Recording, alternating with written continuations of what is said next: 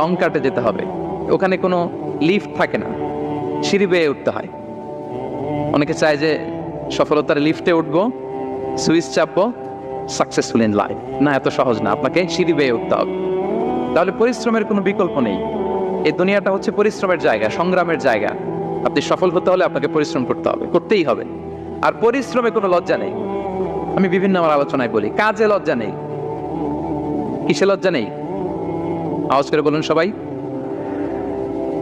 কাজে লজ্জা নেই। লজ্জা হচ্ছে অলসতায়, লজ্জা হচ্ছে হাত পাতায়, লজ্জা হচ্ছে অকর্মণ্যতায়। কাজে লজ্জা আছে? লজ্জা কিসে? বলেন সবাই। লজ্জা হচ্ছে অলসতায়, অকর্মণ্যতায়। যারা কাজ না করে ফুটানি মারে, ওইটাতে লজ্জা। অনেকে আছে ফুটানি মারে, আছে না নাই? কাজ করে না, সব ফুটানি। এই ফুটানিতে লজ্জা। কিন্তু